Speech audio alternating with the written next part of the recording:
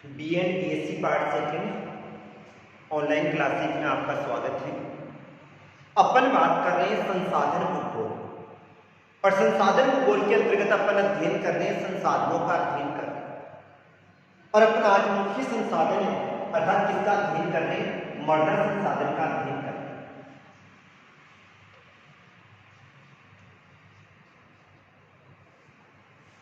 मृदा के द्वारा मनुष्य खाद्यान्नों का उत्पादन करता है और खाद्यान्नों के द्वारा अपना भरण पोषण करता है। मिट्टी पर मनुष्य क्या करता है? खाद्यान्नों का उत्पादन करता है और खाद्यान्नों के द्वारा अपना क्या करता है? भरण पोषण करता है। इसी कारण से मृदा को महत्वपूर्ण संसाधन की श्रेणी में लिया जाता है। अर्थात संसाधन किसे कहा जाता है? वे समस्त पदार्थ जो कि मानव की आवश्यकताओं की पूर्ति करने की क्षमता रखते हैं, क्या कहलाते हैं? संसाधन कहलाते हैं। और मृदा भी एक मुख्य संसाधन है। क्यों? क्योंकि मनुष्य के खाद्य आपूर्ति, जीव जंतुओं को भोजन, मनुष्य को आश्रय और जीव जंतुओं को आश्रय कहाँ उपलब्ध होता है? मिट्टी पे उपलब्ध होता है। अतः चाहे मनुष्य शाकाहारी हो और चाहे मांसाहारी हो, उसको प्रत्यक्ष रूप से और अप्रत्यक्ष रूप से जो भोजन की आपूर्ति होती है वो किससे होती है? मिट्टी से ही होती है। अब आज अपन अध्ययन करेंगे मिट्टी के प्रकार, यानी मिट्टी के गठन के आधार पर, उसके संगठन के आधार पर, उसके रंग के आधार पर और उसकी उर्वरता के आधार पर मिट्टी को अलग अलग भागों में बांटा जाता है। तो संयुक्त राज्य की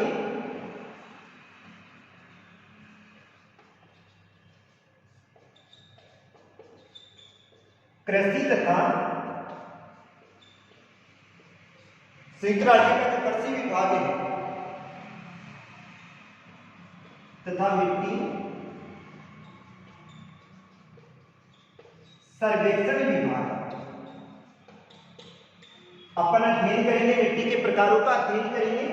और मिट्टी के प्रकारों में सबसे पहले अपन अध्ययन कर रहे हैं संयुक्त राज्य के कृषि तथा मिट्टी सर्वेक्षण विभाग के अनुसार मिट्टी के प्रकारों का अध्ययन करेंगे।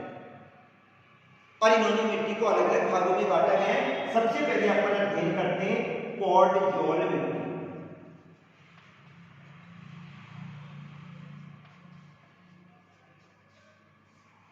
पॉडजोल नाम से स्पष्ट हो रहा है, अर्थात ये वाली उच्च अक्षांशों की मिट्टी है। कौन से क्षेत्रों में पाई जाती है? उच्च अक्षांश वाले क्षेत्र में पाई जाती है। उच्च अक्षांश से मतलब होता है कौन सा? निम्न अक्षांश तो 0 डिग्री हो गया और उच्च अक्षांश से उत्तरी ध्रुव हो गया और दक्षिणी ध्रुव हो गया। अर्थात ये वाली मिट्टी कौन से क्षेत्रों में पाई जाती है? ध्रुवीय क्षेत्रों में पाई जाती है। अर्थात इस मिट्टी का जो विकास होता है वो कौन से क्षेत्रों में होता है? शीतल क्षेत्रों में होता है और आर्द्र क्षेत्रों में होता है। पॉडजोल जो मिट्टी है वो उच्च अक्षांशीय क्षेत्रों में पाई जाती है, अर्थात शीतल क्षेत्रों में पाई जाती है और आर्द्र क्षेत्रों में पाई जाती है। इस मिट्टी की एक विशेषता पाई जाती है, जीवांश जो पदार्थ होते हैं उनकी पतली परत पाई जाती है। और इसका जो रंग होता है वो कत्थई रंग होता है। पॉडजोल जो मिट्टी है उस पे जीवांश पदार्थों की पतली परत पाई जाती है। इस मिट्टी का रंग कत्थई होता है और जीवांश पदार्थ कम पाए जाते हैं। ये वाली मिट्टी अक्षांशीय क्षेत्रों में विकसित होती है और इसमें अम्लीय प्रवृत्ति पाई जाती है। और अम्लीय प्रवृत्ति होने के कारण से उत्पादन क्या होता है? कम होता है। उत्पादन क्या होगा? कम पाया जाता है। इसके बाद में दूसरी बात करते हैं टुंड्रा मिट्टी।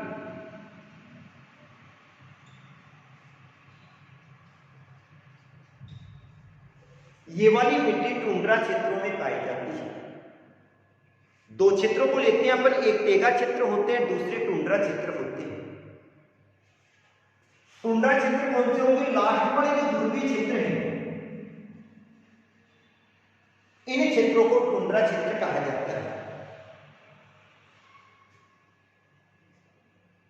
अर्थात इस प्रदेश में टुंड्रा वनस्पति पाई जाती है, केवल थोड़ी बहुत वनस्पति पाई जाती है, अन्यथा इस क्षेत्र में वनस्पति पाई नहीं जाती। इस मिट्टी का जो रंग होता है वो भूरा रंग होता है और हर समय यहाँ पर बर्फ जमी रहती है और बर्फ जमी होने के कारण से वनस्पति कैसी होगी? कम पाई जाती और वनस्पति कम होने के कारण से ये वाली मिट्टी कम उपजाऊ होती है। अतः इस मिट्टी पे कृषि कार्य नहीं किया जा सकता है क्योंकि यहाँ की जलवायु भी कृषि के उत्पादन के लिए अनुकूल नहीं पाई जाती। टुंड्रा मिट्टी जो कि कौन से क्षेत्रों में पाई जाती है? टुंड्रा क्षेत्रों में पाई जाती है। इस मिट्टी का रंग भूरा होता है, यहाँ पर हर समय बर्फ पाई जाती है और बर्फ होने के कारण से वनस्पति कम पाई जाती है और वनस्पति कम होने के कारण से यहाँ पर उत्पादन क्या होता है? कम होता है क्योंकि ये वाली मिट्टी क्या पाई जाती है? कम उपजाऊ पाई जाती है। अतः उत्पादन भी क्या होगा? कम होता है। तीसरी आती है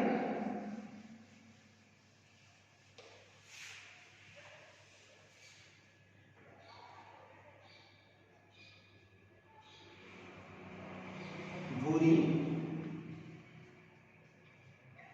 कत्थई,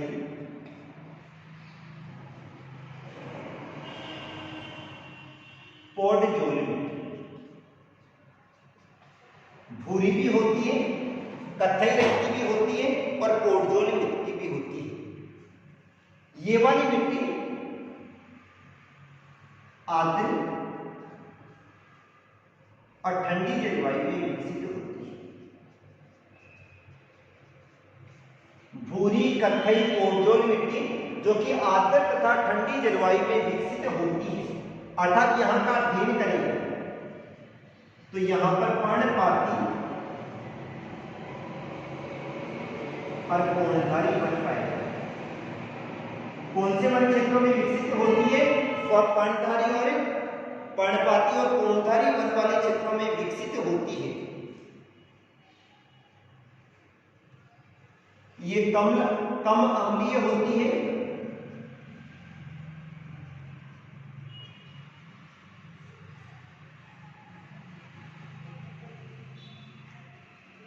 मध्यम उपजाऊ होती है। अर्थात भूरी, कत्थई, पोडजोल मिट्टी जो कि कौन सी जलवायु में विकसित होती है? आर्द्र ठंडी जलवायु में विकसित होती है। ये वाली पर्णपाती और कोणधारी वन क्षेत्रों में विकसित होती है। पर्णपाती ऐसे पेड़ पौधे जो कि ग्रीष्म ऋतु आते ही अपनी पत्तियां गिरा देते हैं, उन पेड़ पौधों को क्या कहा जाता है? पर्णपाती कहा जाता है। क्योंकि ग्रीष्म ऋतु आते ही वाष्पोत्सर्जन की क्रिया अधिक हो जाती है और वाष्पोत्सर्जन की क्रिया अधिक होने के कारण से ये पेड़ पौधे अपनी पत्तियां क्या कर देते हैं? गिरा देते हैं और कोणधारी वनों वाले क्षेत्रों में क्या होती है? विकसित होती है।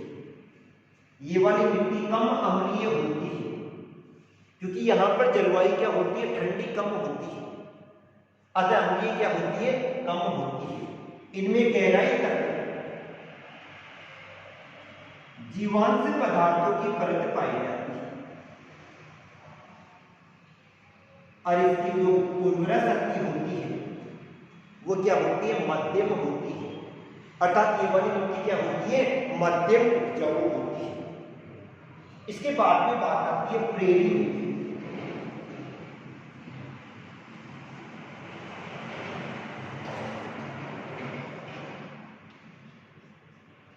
चौथा आता है प्रेरी मिट्टी। प्रेरी मिट्टी का मतलब होता है ये वाली मिट्टी मध्यम अक्षांशों में विकसित होती है।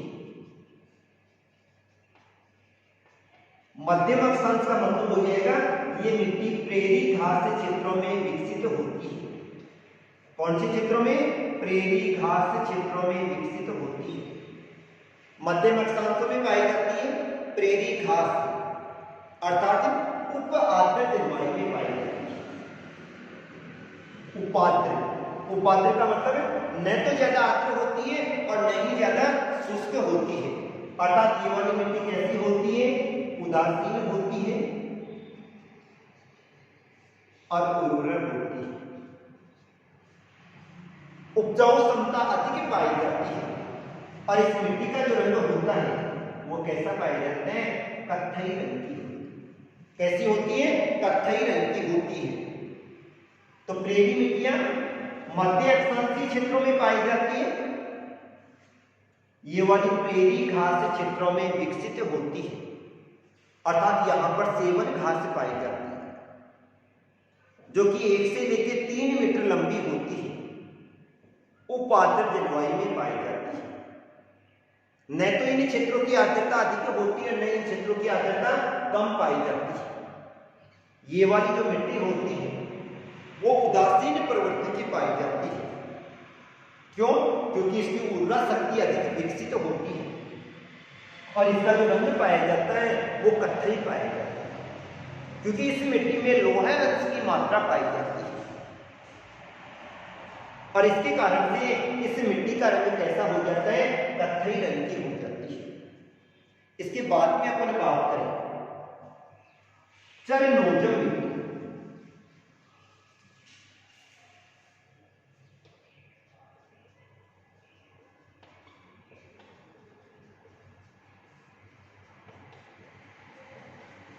चरनोजम मिट्टी की बात करें तो ये वाली मिट्टियां भी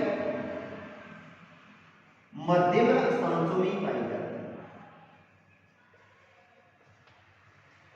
और मध्यम अक्षांशों की कौन सी क्षेत्रों में पाई जाती है? लंबे घास वाले क्षेत्रों में पाई जाती है जहां पर लंबी घास पाई जाती है। इसी क्षेत्रों का अध्ययन करें तो यहां पर उपाद्र जलवायु पाई जाती है और इस मिट्टी का रंग कैसा पाया जाता है? काला रंग होता है। अर्थात ये मिट्टियां कौन से रंग की पाई जाती है? काले रंग की। ये वाली मिट्टियां उपजाऊ होती हैं। इन मिट्टियों में चूने की परत पाई जाती है लेकिन जब नमी अधिक होती है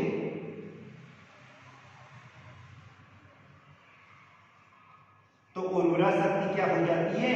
कम हो जाती है। नमी की मात्रा अगर अधिक पाई जाती है तो इस मिट्टी की उर्वरा शक्ति क्या हो जाती है? कम हो जाती है। तो चरनोजम मिट्टी की बात करें तो चरनोजम मिट्टी जो कि कहां पर पाई जाती है? मध्यम अक्षांशीय क्षेत्रों में पाई जाती है अर्थात लंबे घास वाले क्षेत्रों में पाई जाती है। इसमें सवाना वाले क्षेत्र आ जाते हैं। सवाना घास के क्षेत्रों में पाई जाती है। ये बात यहाँ पर उपाद्र जलवायु पाई जाती है। उपाद्र आर्द्रता क्या पाई जाती है? थोड़ी कम ही पाई जाती है। इससे मिट्टी का जो रंग होता है वो कैसा होता है? काले रंग की मिट्टी पाई जाती है लेकिन ये वाली मिट्टी कैसी होती है? उपजाऊ होती है क्योंकि काले रंग वाली जो मिट्टियों का विकास होता है वो अधिकांशतः ज्वालामुखी से निकले हुए लावा के द्वारा निर्मित होती है। इस मिट्टी में चूने की परत पाई जाती है और चूने की परत होने के कारण से ये वाली उपजाऊ तो होती है लेकिन अगर इस मिट्टी में आर्द्रता अधिक विकसित हो जाती है तो फिर बाद में इस मिट्टी की उर्वरा शक्ति क्या हो जाती है? घट जाती है अर्थात उर्वरा शक्ति का विकास क्या हो जाता है? कम हो जाता है। तो ये तो थी चरनोजम मिट्टी। इसके बाद में अपन बात करते हैं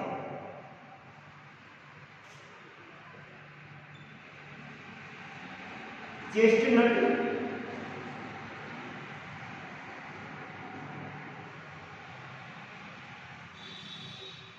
तथा कत्थई मिट्टी। चेस्टनट ये वाली मिट्टियां मध्य अक्षांशीय क्षेत्रों में पाई जाती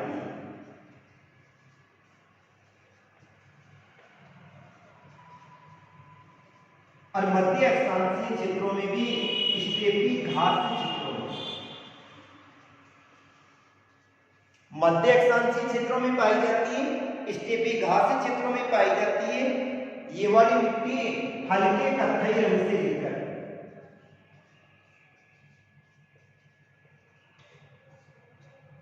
सफेद रंग की पाई जाती है। और ये वाली मिट्टियां क्या होती है? उपजाऊ होती है, क्योंकि रंग कैसा है? हल्के कत्थई से सफेद होता है, लेकिन उपजाऊ है। लेकिन जब अकाल की स्थिति होती है तो इनकी उर्वरा शक्ति क्या हो जाती है? नष्ट हो जाती है।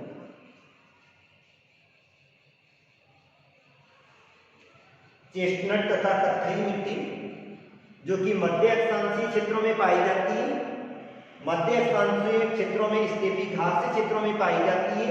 ये हल्के कत्थई रंग से लेके सफेद रंग की होती है। ये वाली मिट्टियां उपजाऊ मिट्टियां होती हैं, लेकिन जब अकाल की स्थिति होती है तो इन मिट्टियों की उर्वरा शक्ति क्या हो जाती है? नष्ट हो जाती है। उर्वरा शक्ति नष्ट क्यों हो जाती है? क्योंकि उस समय जीवांश नहीं पाए जाते और जीवांश पदार्थ उपलब्ध नहीं होने के कारण से इन मिट्टियों की उर्वरा शक्ति क्या हो जाती है? नष्ट हो जाती है, क्योंकि उस समय मिट्टी में नमी का भी क्या हो जाता है? अभाव हो जाता है। इसके बाद में अपन बात कर सकते हैं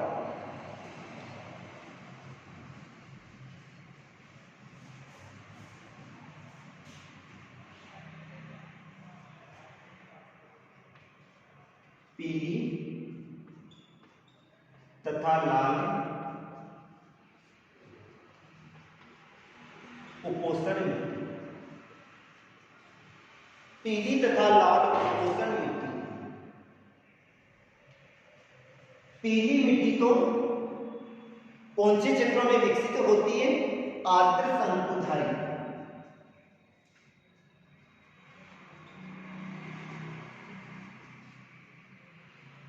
आर्द्र शंकुधारी वनों वाले क्षेत्रों में विकसित होती है। जबकि जो लाल मिट्टी होती है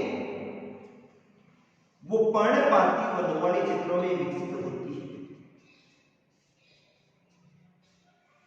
पीली मिट्टी का विकास तो कहां पर होता है?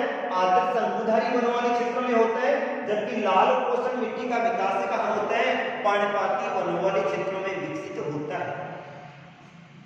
इनमें जो जीवाश्म युक्त परत होती है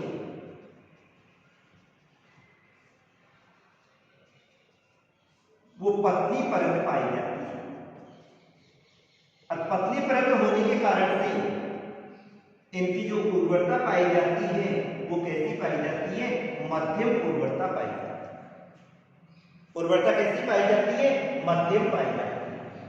पीली मिट्टी तो आर्द्र शंकुधारी वनों वाले क्षेत्रों में विकसित होती है, जबकि लाल उपोषण मिट्टी पर्णपाती वनों वाले क्षेत्रों में विकसित होती है, अर्थात जीवाश्म युक्त पतली परत पाई जाती है और उर्वरता कैसी होती है? मध्यम होती है। इसके बाद में बात करते हैं अपन लेटेराइट मिट्टी।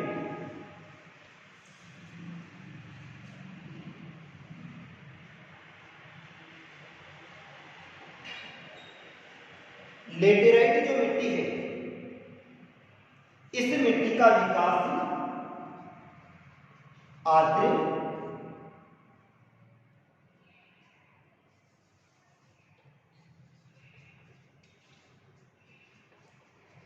उष्णकटिबंधीय क्षेत्रों में होता है, अर्थात उन क्षेत्रों में विकसित होती है जहां पर आर्द्र जलवायु पाई जाती है।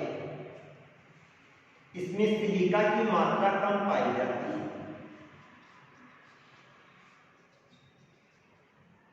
और उर्वरता भी क्या पाई जाती है?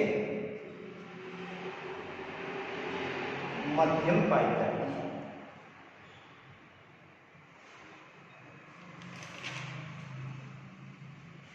इसमें लोहा भी पाया जाता है और एल्यूमिनियम भी पाया जाता है।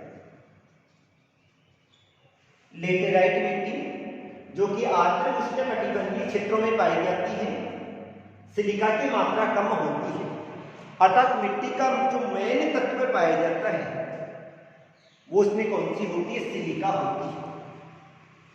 क्योंकि मिट्टी में या तो सियाल, सीमा और निकेल,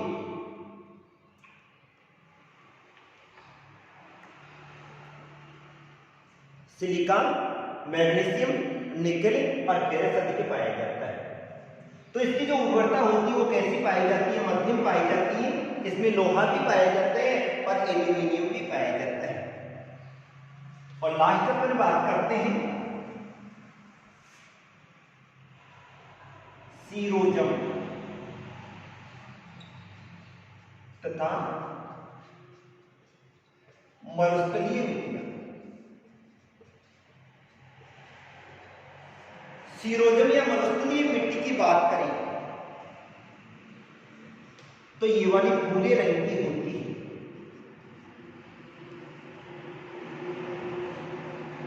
इसमें जीवांश क्या पाए जाते हैं? कम पाए जाते हैं। इसमें कैल्शियम पाया जाता है, लेकिन सिंचाई के द्वारा कृषि कार्य किया जा सकता है। सीरोजम या मरुस्थलीय मिट्टियां जो कि विश्व के अधिकांश मरुस्थलीय क्षेत्रों में पाई जाती है, क्योंकि यहां पर वर्षा की मात्रा कम होती है। लेकिन अगर इन मिट्टियों में जल की या सिंचाई की सुविधा उपलब्ध करवा दी जाए तो इन पे कृषि कार्य किया जा सकता है, क्योंकि इसमें कैल्शियम की परत पाई जाती है। इन प्रदेशों में वनस्पति का अभाव होने के कारण से इस मिट्टी में जीवांश की मात्रा क्या पाई जाती है? कम पाई जाती है। जैविक पदार्थ कम पाए जाते हैं। तो ये तो थी संयुक्त राज्य के कृषि तथा मिट्टी सर्वेक्षण विभाग के अनुसार मिट्टियों का वर्गीकरण। आज के लिए इतना ही। Thank you.